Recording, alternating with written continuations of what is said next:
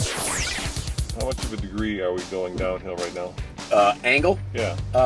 It should tell us, didn't it, at some point? No, it doesn't ever tell you degrees. Doesn't tell you degrees? We tend to stay away from Scaring people? scaring people, exactly. Yeah. So, in the steep stuff, Yeah. we probably at close to 30-degree downhill slope at times, but it's only in little pieces because the way it does this. Welcome to just outside of Sedona, Arizona, and I'm here with the brand spanking new Range Rover Diesel. And we're not going to be talking about the diesel today, but we are going to be talking about all the technology that makes these vehicles so off-road worthy. We're going to go up some steep hills, and we're going to go down some steep hills, and we're going to put these to the test. And that is coming up right now on the Fast Lane Car.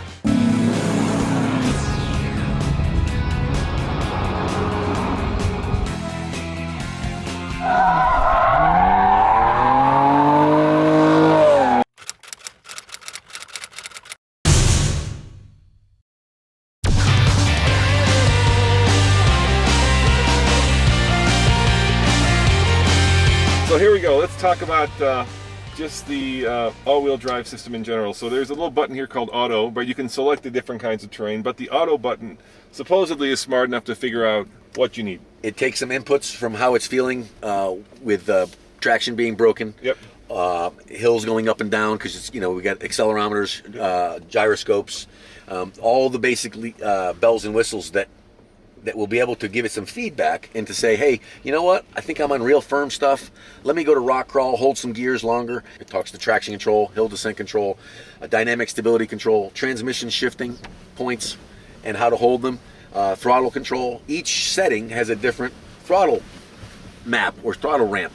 The only one that's not a kind of a very linear change of the throttle map is sand mode. It actually, no matter what you do, if it's in sand mode, you can give it quite a bit of gas, and it's not going to allow it to give it that gas until it gets some momentum built up. Yeah, because that way you don't dig. You don't want to dig yourself in. Yeah.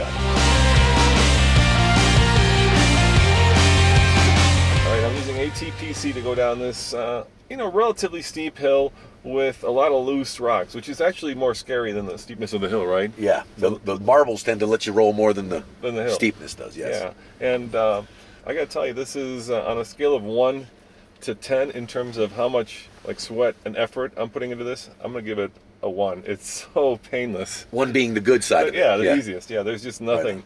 I'm not even concentrating that hard. I'm talking to you, obviously. So whatever magic you guys have built into this Range Rover is doing its thing, and I'm sincerely impressed. And the other thing about this is you got that kind of command seating position, so you feel like you're you're looking down onto all the obstacles as opposed to kind of being among them.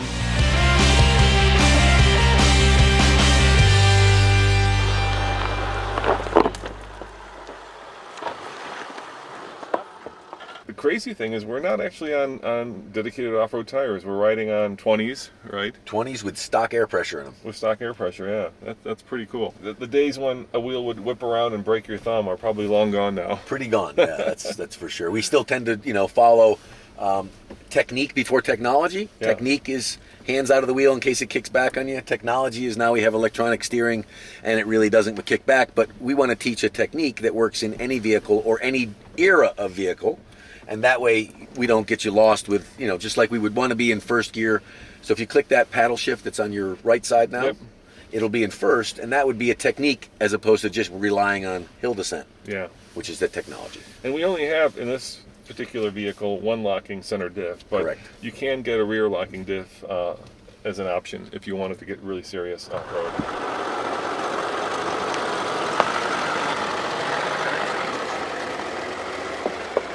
Our traction control system is, in my view, the best in the industry, especially at low speeds. It's really good. You barely will break traction before traction control will come into play. So, you don't need the rear locker as much until you get into some super hard stuff. And then it's not that the vehicle without a rear locker wouldn't do it. Traction control just has to work a little bit more to make sure that it gets up to the top smoothly. And just like with all-terrain progress control, terrain response, we pioneered. And that's why we don't typically put it in a full functioning vehicle until it's refined Range Rover style. What's the ground clearance when we've got this air suspension? 10.9 in the standard off-road height. Okay. If we got hung up slightly, yep, it would actually raise up another 1.5 inches automatically. Okay. It has to see that the wheels are a little droopy and it's braking traction still. So it goes to 11. It would go to almost 12 and 12.4. Okay. And then it immediately asks you, Yeah. do you want more? Push and hold the button, and then it'll go up another inch plus. So the 11 was a Spinal Tap reference. Correct. There you go. Go up to 11. Got it. So let me go up this hill. Now I've got my foot off Off of it. off the accelerator. That was a little too fast. Yep. I'm using Dial it back a little Yeah, more. I'm dialing it back. I'm dialing it back. I'm using the little plus and minus here to control the vehicle's speed, and we'll just let it go. What's your saying is Slow as possible. as fast as necessary. You got it. So we're going very slowly up this hill. I'm sitting back. I'm kind of actually, cruising. Let's call it LA style up a pretty rutted road. Let's put your tire on that bigger step right in front of you, so a little left. Yep, got Hold it. that line right Yep, there. yep. And with the terrain response, the all-terrain progress control set at what you have it set at, watch what it does when it gets to the obstacle. All right, here we come. Okay, we're gonna get that. Oh, it slowed down just a little bit until it got over it. And if you were at one notch below that, Yep. it would have actually stopped, Yep. and you'd feel like 1 RPM at a time increase until Yeah. it finally starts moving again. It is really impressive.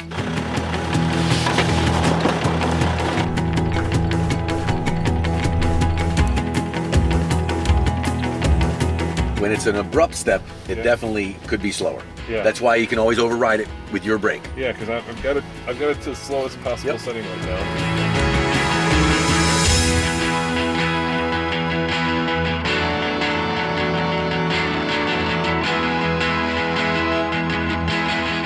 I always say you got to read that mental map of the terrain in front of you, and then kind of picture it traveling underneath the vehicle. Yeah, I think a common misconception that a lot of newbies off-road make is that they see a big rock like that and try to straddle it. All right, now we got a little bit of a dip there and a photographer, so shall I just floor it and give him a little bit of a Dukes of Hazzard? We prefer not. Okay, all right. We don't like to show the wrong things. You could really do a Dukes of Hazzard off that one over there. Absolutely. So if you're interested in the diesel, we have done a review of the Range Rover Sport with the diesel, and you can watch that by clicking above because it's the exact same 3-liter as in this one. As always, this is Roman reporting for the Fast Lane Car. Check out tflcar.com for more news, views, and of course, Range Rover off-road reviews. See you next time. Ciao.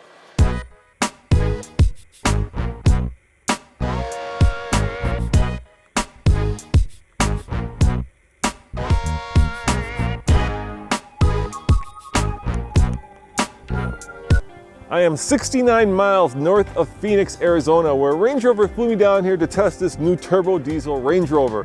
And I have to tell you, on the highway, I am seriously impressed. According to the vehicle, we're getting 25.1 mpg to the gallon, doing about 75, all right, maybe 80 miles an hour. And for a very big and very heavy vehicle, that is indeed impressive.